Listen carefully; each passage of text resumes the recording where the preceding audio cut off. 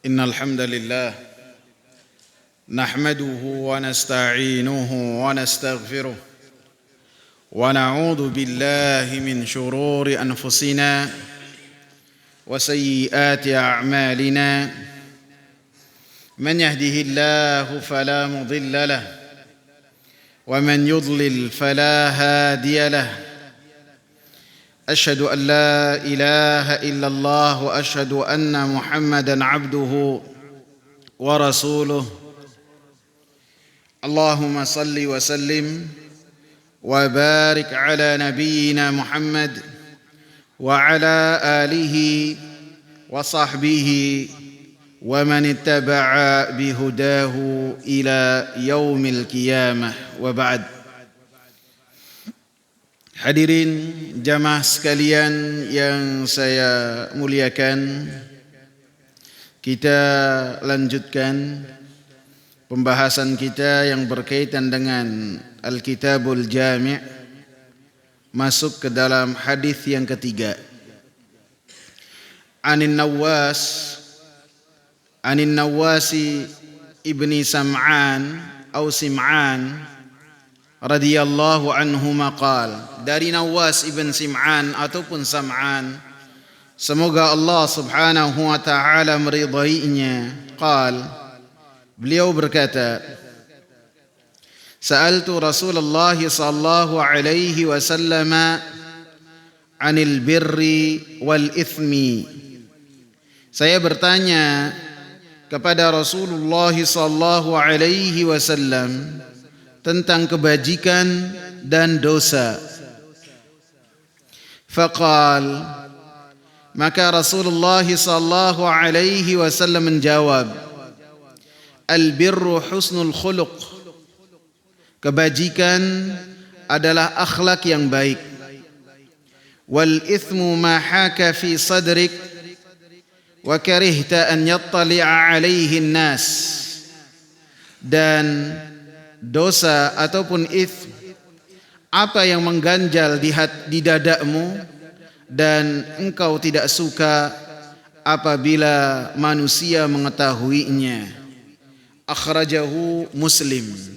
Hadis ini dikeluarkan oleh Al-Imam Muslim dalam kitab Al-Birri was-Silah wal Adab, nomor hadis 2553. Jamaah sekalian yang saya hormati, hadis ini bersumber dari sahabat Nawas ibn Sim'an ataupun Sam'an. Kedua-duanya bisa dibacanya Sim'an ataupun Sam'an, walaupun dengan menggunakan kasrah Sim'an itu lebih masyhur.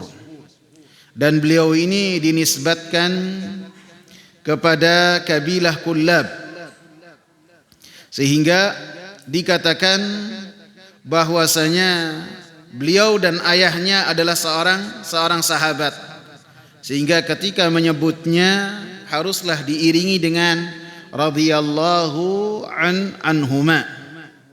Kemudian Nawas ini termasuk sahabat-sahabat yang tinggal di negeri Syam setelah Rasulullah sallallahu alaihi wasallam wafat. Dalam hadis ini Nawas ibn Sim'an menyebutkan bahwasanya beliau bertanya kepada Rasulullah sallallahu alaihi wasallam tentang hakikat al-bir, kebaikan, dan hakikat al-ithm, tentang dosa. Para sahabat ridwanullahi alaihim, mereka senantiasa bertanya kepada Rasulullah sallallahu alaihi wasallam yang berkaitan dengan apa yang harus mereka ketahui. Dan para sahabat ridwanullahi alaihim ketika bertanya, pertanyaannya untuk mengetahui, dan setelah mengetahui mereka iringkan dengan amalan, sehingga pertanyaan-pertanyaan mereka sebagian dipuji oleh Allah subhanahu wa ta'ala. Karena pertanyaan-pertanyaan yang benar-benar bermanfaat. Bermanfaat untuk diri-diri mereka dan bermanfaat untuk generasi sesudahnya. Sehingga dalam ayat Al-Quran banyak sekali, lebih dari 11 ayat atau 11 ayat, yas'alunaka yas'alunaka yas'alunaka. Artinya para sahabat ridwanullahi alaihim, mereka bertanya dan pertanyaan mereka diabadikan oleh Allah Subhanahu wa ta'ala. Bahkan terkadang pertanyaan-pertanyaan sahabat tidaklah yang berkaitan dengan kebaikan saja untuk mereka laksanakan dan mereka kerjakan, tidak.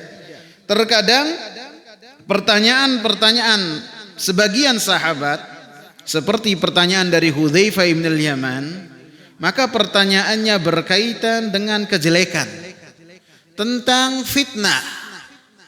Sehingga kejelekan tersebut ketika diketahui untuk beliau jauhi. Sehingga pertanyaan dari Hudzaifah, kana an-nasu yas'aluna Rasulullah 'anil khairi wa kuntu as'aluhu 'anil syarri makhafata an yudrikani dzalik. Para manusia, para sahabat, mereka bertanya kepada Rasulullah sallallahu alaihi wasallam tentang apa itu kebaikan, dan saya bertanya kepada Rasulullah sallallahu alaihi wasallam tentang kejelekan.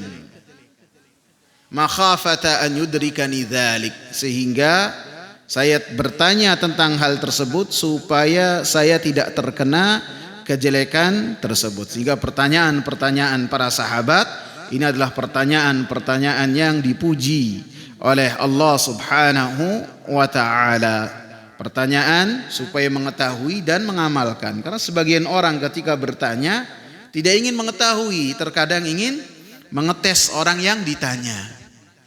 Terkadang seorang bertanya supaya apa? Supaya yang ditanya kesusahan, dan ini pun tidak boleh. Terkadang seorang bertanya, pertanyaannya supaya apa? Menjadi beban untuk orang yang ditanya dan untuk bentuk sebagai pembangkangan terhadap orang yang ditanya, dan ini pun dilarang oleh Allah Subhanahu wa ta'ala. Dalam hadis ini yang ditanya oleh Nawas ibn Sim'an adalah yang pertama yang berkaitan dengan albir. Yang berkaitan dengan albir. Apa itu albir? Dan Nabi sallallahu alaihi wasallam menyebutkan di dalam hadis ini ketika ditanya oleh Nawas, apa itu albir? Kebaikan itu apa? Kebajikan itu apa? Maka Rasulullah sallallahu alaihi wasallam jawabnya dengan jawaban yang sangat singkat akan tetapi mengena menyeluruh terhadap semua kebaikan, dengan menjawabnya husnul khuluq, bahwasanya albir, kebaikan itu adalah husnul khuluq, akhlak yang baik. Seakan-akan makna dari jawaban Nabi sallallahu alaihi wasallam terhadap albir, kebaikan itu adalah bahwasanya husnul khuluq itu termasuk dari perkara-perkara yang baik yang sangat besar sekali, sehingga ini yang harus dititik beratkan.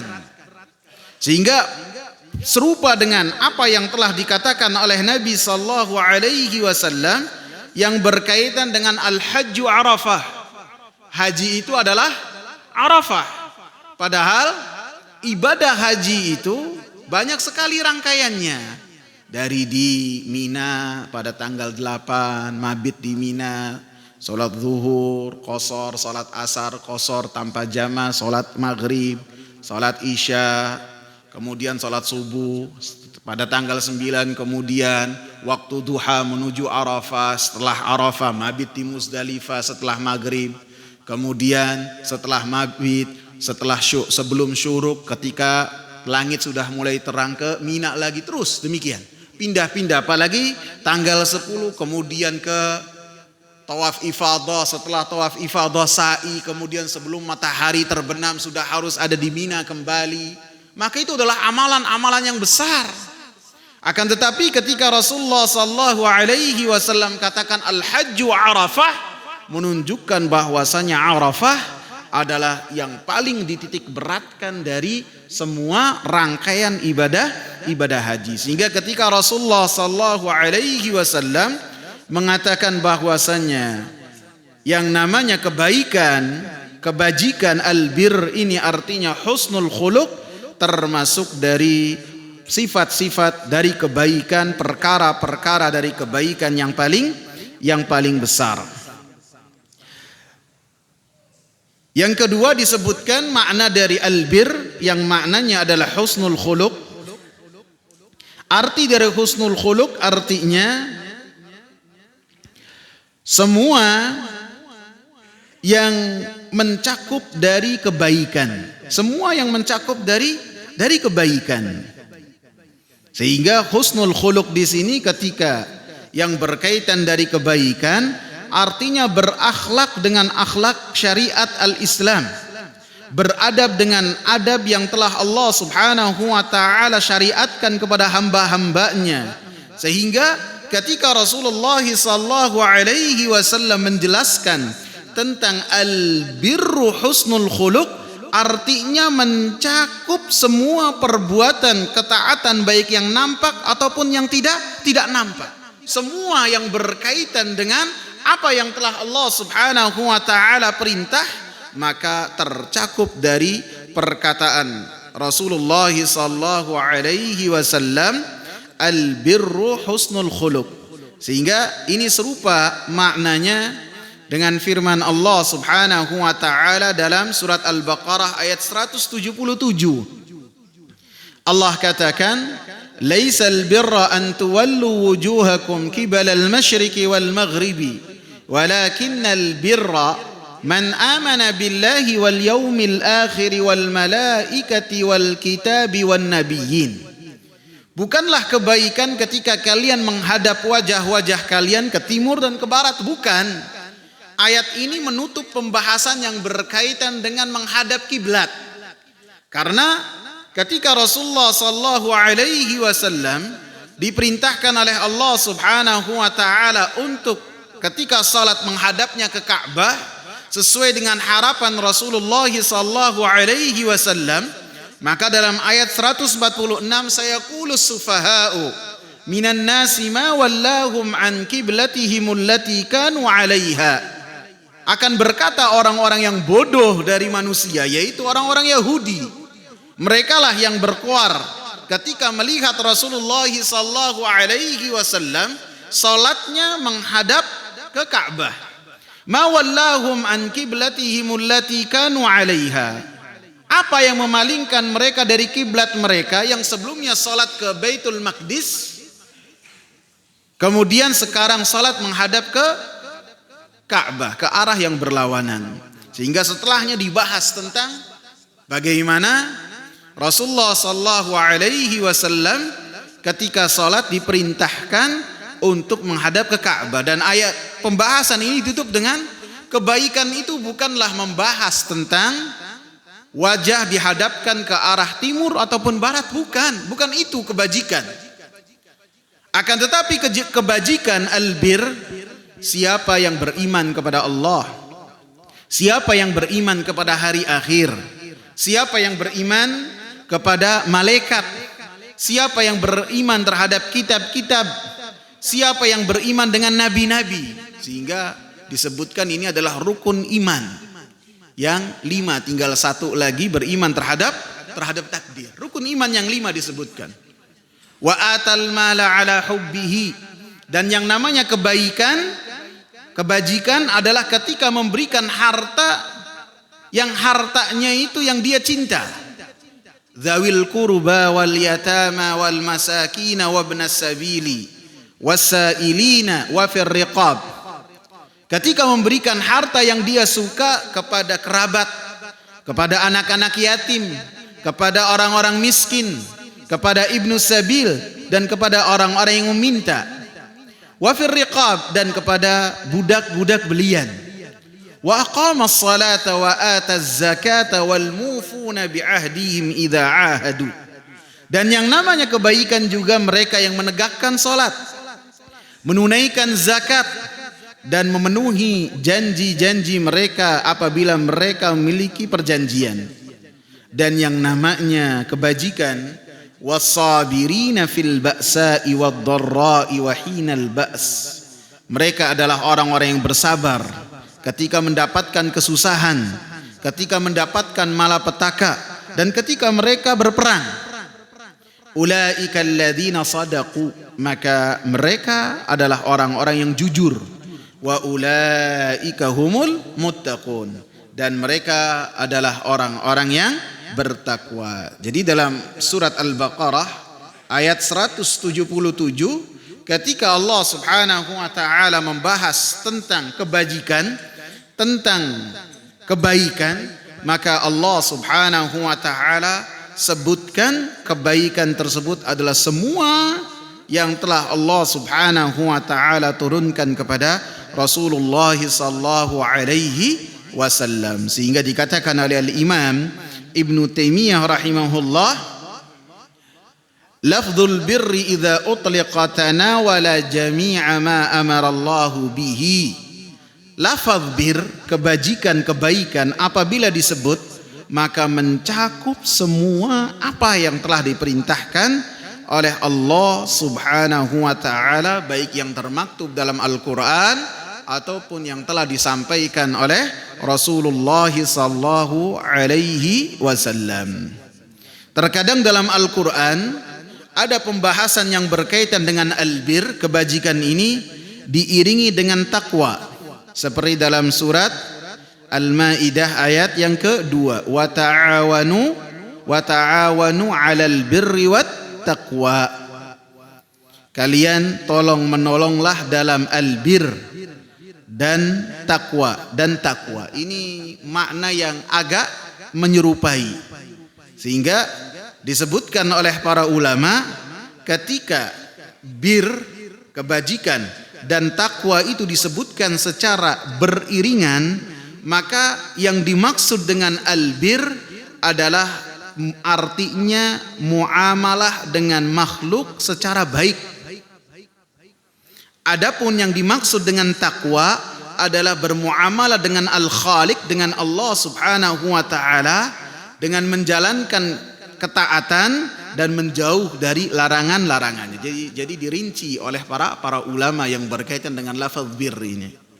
Apabila diiringkan antara albir dan takwa, pada hakikatnya albirri wa taqwa ini lafaz yang agak serupa.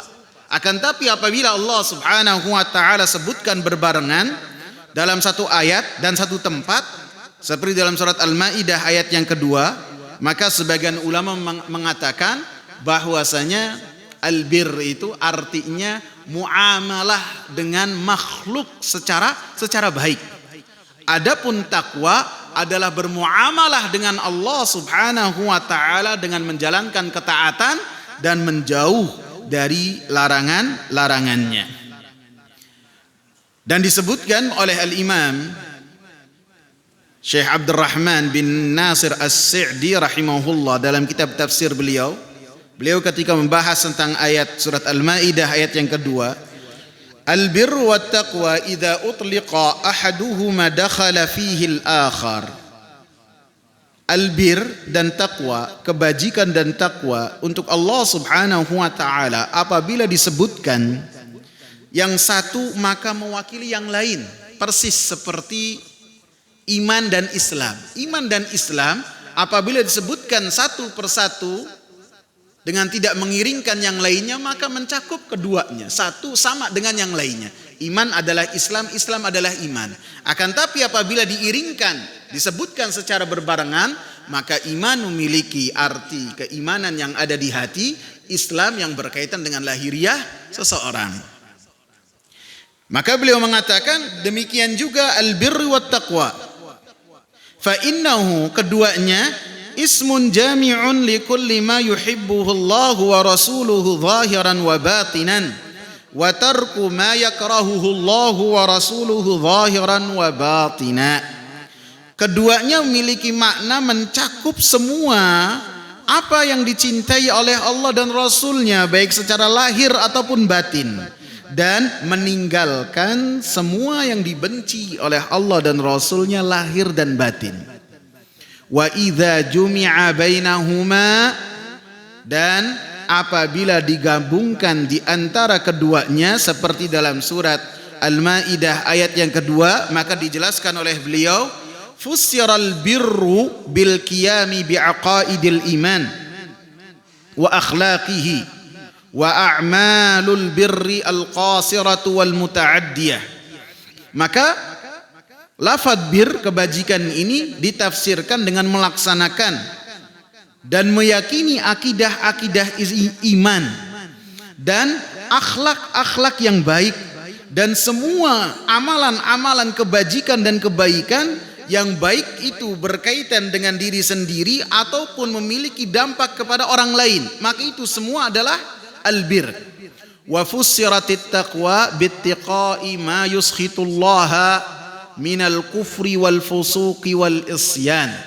Adapun takwa ketika disebutkan dengan albir memiliki tafsiran makna menjauh dari apa yang menjadikan Allah Subhanahu wa taala murka, dari kekufuran, kefasikan dan kemaksiatan kepada Allah Subhanahu wa taala. Jadi itu makna dari albir yang tercantum dalam hadis ini dan tercantum juga dalam surat Al-Baqarah ayat 177 dan surat Al-Maidah ayat yang kedua.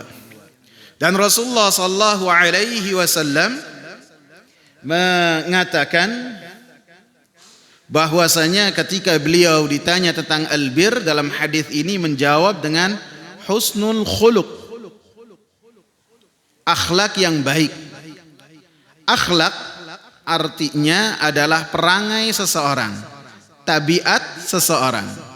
Sehingga sebagian ulama ketika menafsirkan husnul khuluq, artinya disebutkan oleh Al-Imam Abdullah ibn al-Mubarak, beliau menafsirkan huwa bastul wajhi wa badlul ma'rufi wa kafful adha.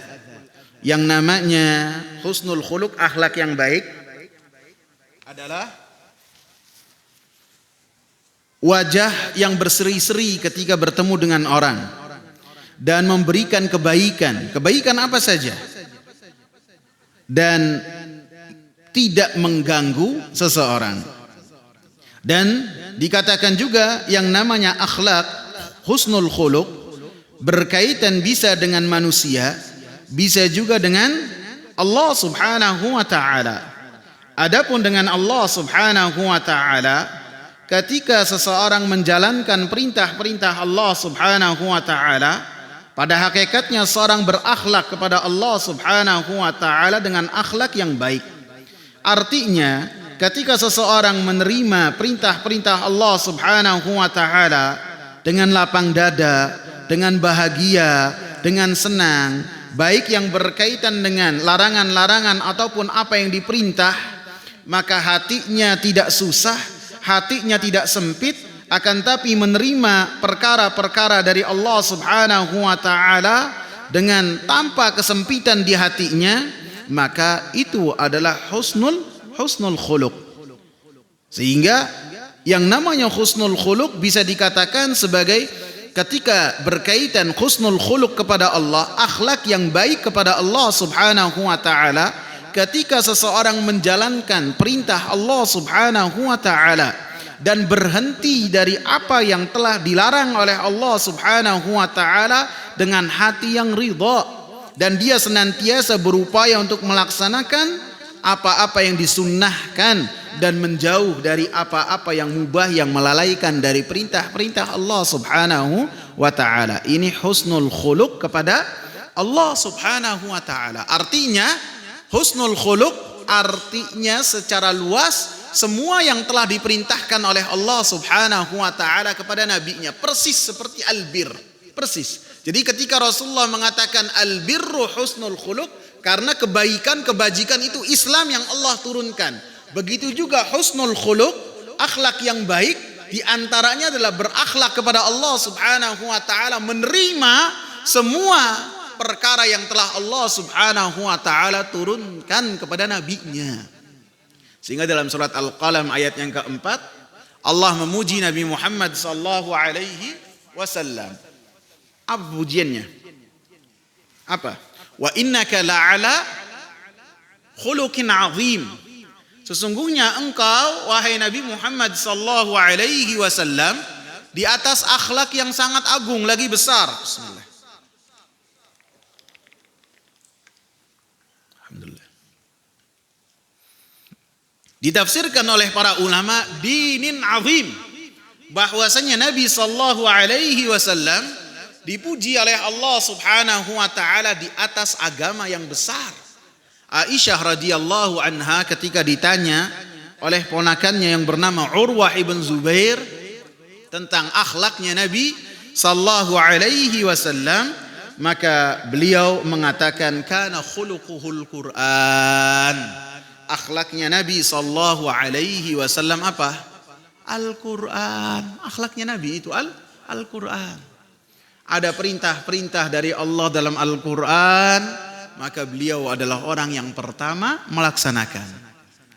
Ada larangan-larangan dalam Al-Quran, maka beliau adalah orang yang paling jauh dari larangan-larangan tersebut. Sehingga inilah yang dipuji oleh Aisyah radhiyallahu anha. Adapun yang berkaitan dengan akhlak yang baik yang berkaitan dengan manusia, dengan makhluk, disebutkan oleh Imam Ibn Utsaimin rahimahullah dalam Fathul Jalali wal Ikram, an tu'amilan nasa bima tuhibbu an yu'amiluka bih. Engkau bermuamalah dengan manusia sebagaimana engkau suka mereka itu bermuamalah dengan engkau. Ini kaidah yang sangat luar biasa sekali. Akhlak yang baik itu ketika kita pengen diri kita diperlakukan seperti itu, maka sebelum kita melakukan hal tersebut kepada orang lain, maka kita bayangkan hal tersebut kita berikan terhadap diri kita. Apabila kita dikatakan demikian, suka ataukah tidak? Apakah kita dilakukan demikian suka ataukah tidak? Sehingga itu adalah patokan untuk seseorang berakhlak dengan akhlak al-karimah. Dalam hadis Rasulullah sallallahu alaihi wasallam mengatakan, "Faman ahabba an yuzahzaha 'anil nar wa yudkhalal jannah." Siapa yang berkeinginan untuk dijauhkan dari api neraka dan dimasukkan ke dalam surga, falta'tihi maniyatuhu wa huwa yu'minu billahi wal yaumil akhir. Maka hendaklah ketika kematian mendatanginya, dia dalam keadaan beriman kepada Allah dan beriman terhadap hari akhir. Wal ya'ti ilan nasi alladhi yuhibbu an yu'ta ilaih. Maka hendaklah dia bermuamalah dengan manusia sebagaimana dia itu berharap manusia bermuamalah dengannya seperti apa. Dan ini adalah patokan untuk seseorang berakhlak dengan akhlak yang baik. Kemudian yang kedua yang ditanyakan oleh Nawas ibn Sim'an yang berkaitan dengan al-ithmu. Apa itu dosa? Karena yang pertama yang berkaitan dengan apa? Apa yang dicintai oleh Allah Subhanahu wa taala? Apa itu kebaikan? Yang kedua, apa yang dimurkai oleh Allah Subhanahu wa taala? Maka Rasulullah sallallahu alaihi wasallam memberikan jawaban. Al-ithmu ma haka fi sadrik wa karihta an yattali'a alaihi nas. Yang namanya dosa itu apa yang mengganjal di hatimu, baik itu kesusahan yang ada di hatimu, ada yang kegoncangan di hatimu, rasa gundah di hatimu, ataupun hati engkau tidak suka untuk melakukan hal tersebut, hati engkau tidak tenang untuk hal tersebut, maka ketika ada yang mengganjal di hati engkau, maka ini adalah satu indikasi bahwasanya perbuatan yang engkau lakukan itu adalah sesuatu yang dosa. Tentu apabila yang berkaitan dengan perkara-perkara yang kita tidak mengetahui apakah ini adalah sesuatu yang telah sharih, telah jelas dilarang oleh Allah Subhanahu wa taala ataukah tidak. Kita bertanya-tanya ini suatu yang boleh ataukah tidak. Kemudian ketika kita akan melakukannya, kemudian ada yang mengganjal di hati kita, maka ketika ada yang mengganjal, maka itu bisa dikategorikan sebagai indikasi bahwasanya hal tersebut adalah sesuatu hal yang dosa. Akan tetapi harus ditentukan orangnya itu semisal dengan Nawas ibn Sam'an. Artinya yang memiliki sensitivitas seperti ini, hatinya itu sangat sensitif terhadap hal-hal yang berbau kemaksiatan kepada Allah Subhanahu wa taala, walaupun dia itu belum tahu secara nas ada seakan-akan yang melarang hatinya untuk melakukan hal tersebut. Biasanya adalah orang-orang yang mereka benar-benar sebagai orang-orang yang memiliki ketaatan kepada Allah Subhanahu wa taala. Orang-orang yang seperti sahabat, yang mereka adalah orang-orang yang tumbuh besar dalam akidah yang benar. Bukan orang-orang yang ketika datang Al-Quran, datang sunnah Nabi, kemudian larangan-larangan dan perintah-perintah ditimbang dengan perasaan. Bukan ini maksudnya. Bukan. Akan tetapi maksudnya ketika terhadap hal-hal yang tidak nampak baginya, tidak jelas baginya, kemudian hatinya itu seakan-akan memberikan alarm pada dirinya bahwasanya ini adalah kemaksiatan kepada Allah Subhanahu wa taala, sehingga orang yang demikian akan memiliki sifat wara, sikap kehati-hatian untuk tidak melakukan hal yang hatinya itu memberikan tanda bahwasanya ini kemaksiatan kepada Allah Subhanahu wa taala. Jadi hadis ini yang berkaitan dengan potongan al-ithmu mahaka fi sadrik bukan untuk semua orang, bukan. Apalagi yang berkaitan dengan ahli maksiat.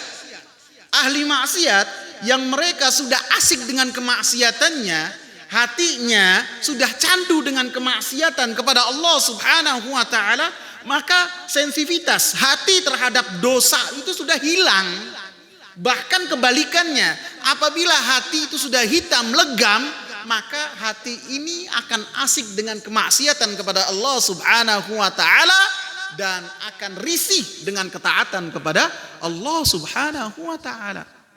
Yang tauhid dianggap syirik, yang syirik dianggap keyakinan yang teguh, yang bid'ah dianggap sebagai sunnah yang harus berpegang teguh dengannya. Ini adalah hati yang hitam legam yang sudah berkarat dengan kemaksiatan kepada Allah Subhanahu wa taala, lebih-lebih nasallahu al-afiyah sudah tumbuh besar dalam kesyirikan dan bid'ah dan khurafat, maka sensitivitas terhadap dosa-dosa ini sudah tidak bisa diambil. Karena dalam ayat Allah Subhanahu wa taala katakan, afaman zuyyina lahu su'u amalihi fara'ahu hasana. Siapakah ataukah mereka yang termasuk dari orang-orang yang tercela ketika orang-orang yang mereka melakukan perbuatan-perbuatan jelek, kemaksiatan kepada Allah, bahkan kesyirikan kepada Allah Subhanahu wa taala, fara'ahu hasana, akan tapi hatinya meyakini bahwasanya hal tersebut adalah perbuatan yang baik. Jadi apa yang dikatakan oleh Rasulullah sallallahu alaihi wasallam bahwasanya al-ithmu mahaka fi sadrik, dosa itu adalah sesuatu yang mengganjal di hatimu bagi orang-orang yang mereka memiliki ketaatan yang benar, bukan untuk sembarang orang, bukan orang yang tumbuh besar dalam kemaksiatan kepada Allah Subhanahu wa taala. Sehingga oleh Imam Muhammad bin Shalih Al-Utsaimin rahimahullah, beliau sebutkan dua contoh yang berkaitan dengan orang-orang yang mereka hatinya itu mengganjal ketika dia melakukan kesalahan ataupun sesuatu yang tidak dia inginkan. Yang pertama terjadi kepada Nabi sallallahu alaihi wasallam. Nabi sallallahu alaihi wasallam suatu ketika salat, baik itu salat zuhur ataupun salat asar, yang penting salatnya itu 4 rakaat dan sirriyah. Maka ketika salat 2 rakaat, salat 2 rakaat nih, Nabi sallallahu alaihi wasallam salam, padahal Nabi tidak safar. Faqama ila khashabatin ma'rudatin fil masjid.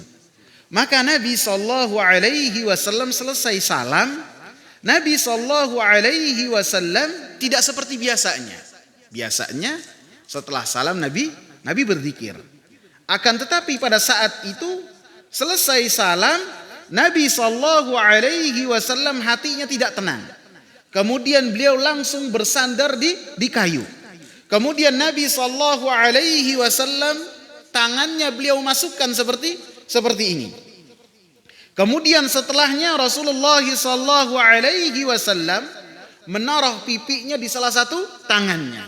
Seakan-akan menunjukkan bahwasanya Nabi sallallahu alaihi wasallam dalam keadaan gundah. Sehingga para sahabat ridwanullahi alaihim ketika melihat hal tersebut, mereka mengatakan bahwasanya ka'annahu ghadban. Rasulullah dalam keadaan marah, seakan-akan. Ini yang dipahami oleh para sahabat. Akan tapi pada saat itu Rasulullah gundah. Gundahnya kenapa? Rasulullah tidak tahu. Tidak seperti biasa. Maka sebagian orang yang telah selesai salamnya langsung pada keluar. Mereka keluar, baru di luar masjid mereka sedikit heboh. Kusiratis salah, sekarang sholat disyariatkannya 2 rakaat. Dan di belakang Rasulullah ada Abu Bakar, ada Umar. Akan tapi Abu Bakar dan Umar pada saat itu sungkan untuk bertanya kepada Rasulullah sallallahu alaihi wasallam karena melihat Rasulullah berbeda dalam keadaan yang seperti biasanya. Biasanya berzikir, tidak berzikir, diam. Maka kata perawi, wa fil qaumi rajulun fi yadayhi tul yuqalu lahu dzul yadain. Di saat tersebut ada seseorang yang dia dinamakan dengan dzul yadain. Orang yang memiliki 2 tangan, artinya bisa dikatakan salah satu tangannya panjang, bisa dikatakan jarinya lebih dari yang lain. Sehingga dipanggil oleh sahabat itu dengan dzul yadain. Dzul yadain ini sering bercengkrama dengan Rasulullah, dan Rasulullah terkadang bergurau dengan dzul yadain lebih dari yang lainnya. Sehingga dzul yadain ketika melihat keadaan demikian, karena sering bergurau dengan Rasulullah, dia lebih berani daripada Abu Bakar dan Umar. Maka dia berkata kepada Rasulullah sallallahu alaihi wasallam, "Ya Rasulullah, anasita am kusiratis salah?"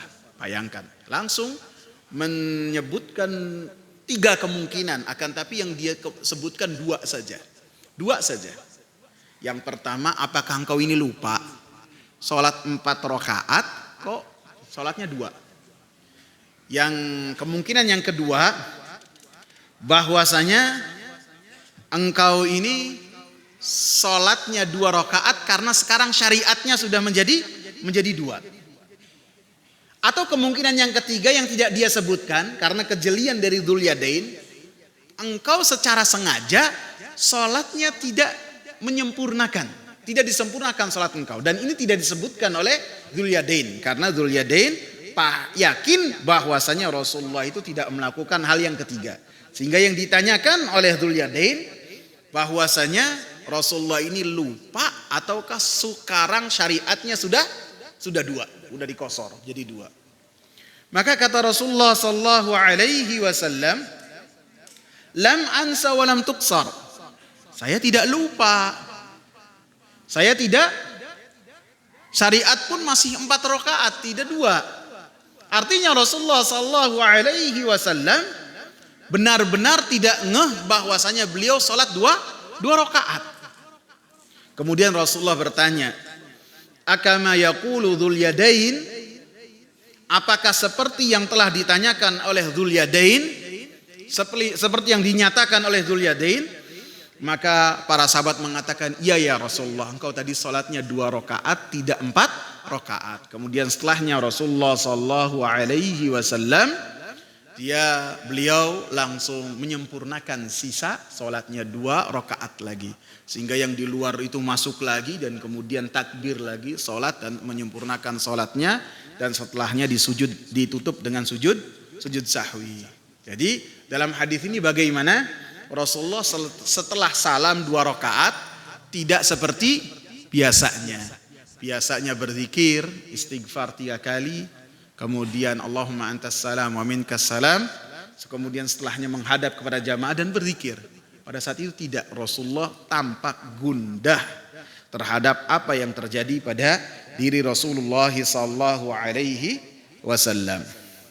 Dan disebutkan juga oleh Imam Muhammad bin Shalih Al-Utsaimin rahimahullah terhadap kisah yang kedua, yang beliau katakan ada seseorang yang beliau ketahui dia adalah orang yang dikenal dengan waraknya, dan dia juga termasuk orang-orang yang senantiasa berusaha untuk tidak menjadikan hartanya sedikit pun tercampur dari apa-apa yang diharamkan oleh Allah Subhanahu wa taala. Selalu berusaha demikian. Dan dia itu berniaga kayu kali. Kemudian suatu hari disebutkan oleh Imam Muhammad bin Shalih Al-Utsaimin, dia keluar dengan berusaha untuk mengambil kayu yang telah dia siapkan. Dan pada saat itu tetangganya memiliki kayu yang kayunya dia taruh di pelataran agak dekat dari apa yang dimiliki oleh orang ini. Kemudian ketika orang ini berusaha untuk mengambil kayunya, memotong kayunya, kemudian setelah dipotong dia berusaha untuk menaruh di onta yang telah dia siapkan.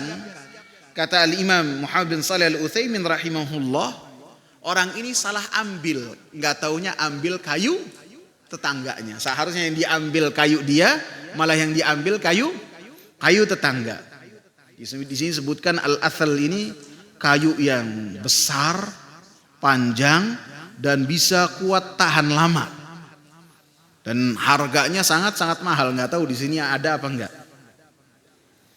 Kemudian begitu onta itu ditaruh di atasnya kayu yang salah, begitu disuruh untuk berjalan dengannya, onta ini menolak. Antum bayangkan, ontanya menolak. Ditarik lagi, tidak mau. Diseret lagi, ontanya tidak mau, diem saja. Padahal ini tidak seperti biasanya. Biasanya onta itu adalah yang nurut. Hatta digeret sama anak kecil walaupun ontanya besar, kuat. Apabila sudah ditarik oleh majikannya cepat, langsung manut. Dan pada saat itu tidak mau. Sehingga setelah dia memperhatikan apa yang dia taruh di atas punggung ontanya, tidak taunya dia telah salah mengambil kayu. Seharusnya kayu dia yang dia taruh di atas onta, punggung onta, nggak taunya kayu tetangganya. Sehingga setelahnya dia memuji Allah Subhanahu wa taala, dan ini menunjukkan dari tanda-tanda kekuasaan Allah Subhanahu wa taala. Sehingga Imam Muhammad bin Shalih Al-Utsaimin setelah membahas tentang kisah ini, beliau mengatakan, siapa yang menahan onta tersebut? Siapa? Allah Subhanahu wa taala. Allah.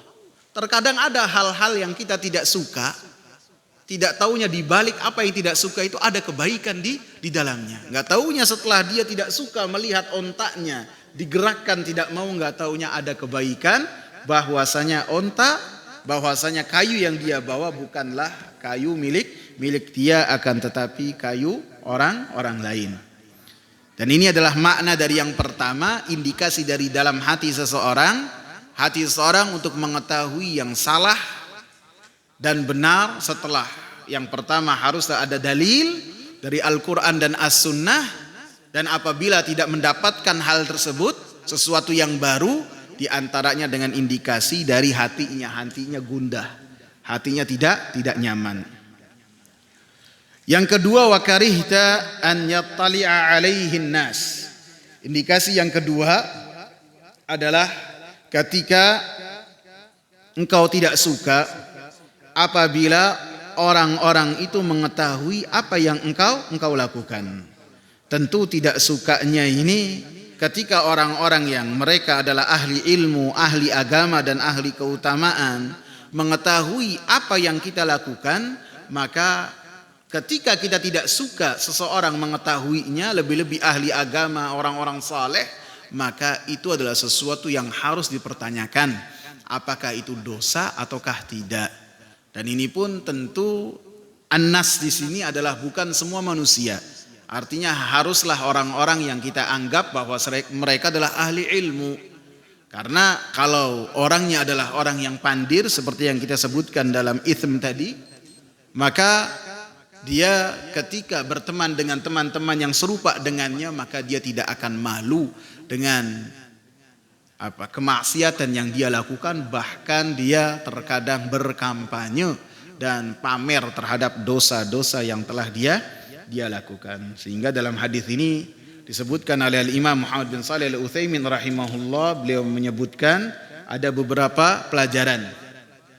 Yang pertama, bagaimana semangatnya para sahabat ridwanullahi alaihim untuk mengetahui hukum-hukum syar'i.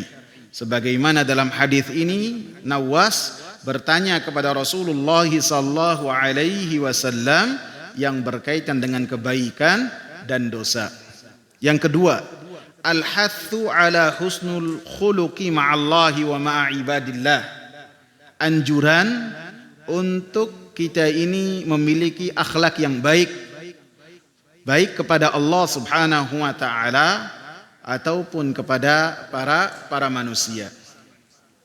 Yang ketiga, annama taraddada fi sadri insanin idza kana al-insanu qalbuhu salim fa innahu ithmun. Bahwasanya apa yang mengganjal di hati seseorang, di dada seseorang, apabila hatinya adalah hati yang selamat, maka pastilah itu adalah suatu dosa. Yang keempat, anna man kana salimal qalbi fa innallaha ta'ala qad yahabuhu firasatan ya'rifu bihal ithma. Bahwasanya siapa yang dia itu termasuk dari orang-orang yang hatinya itu selamat, maka Allah Subhanahu wa taala akan berikan kepadanya firasat yang berkaitan dengan dosa-dosa yang ada di hadapannya.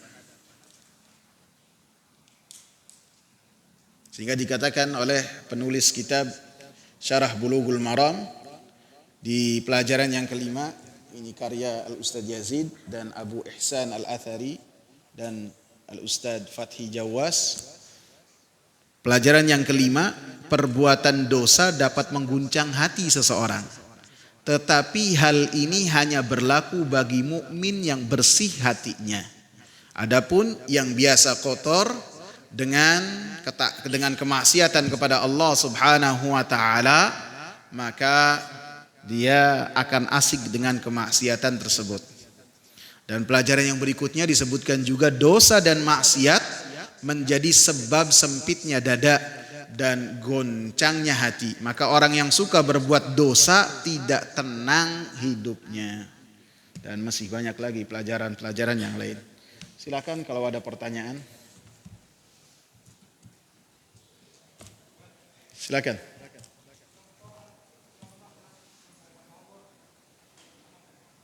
Berbuat.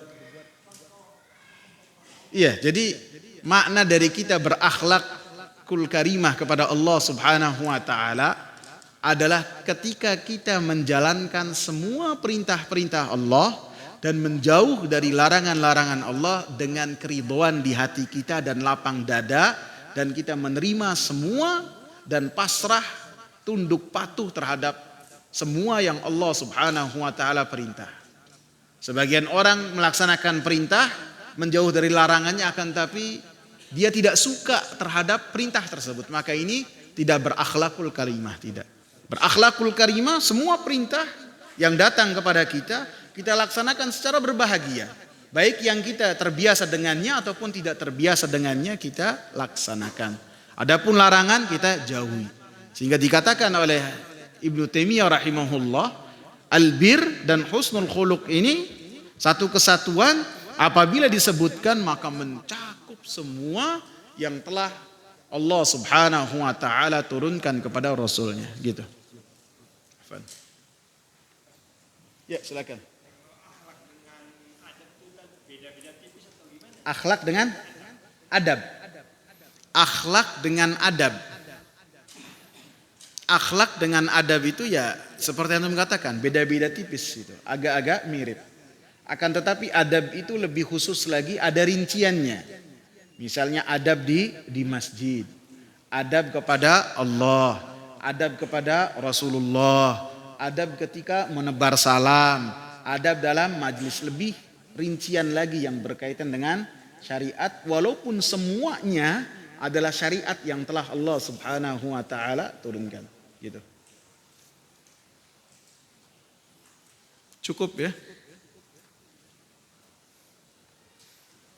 Semoga bermanfaat. Subhanakallahumma bihamdika asyhadu an la ilaha illa anta astaghfiruka wa atubu ilaik.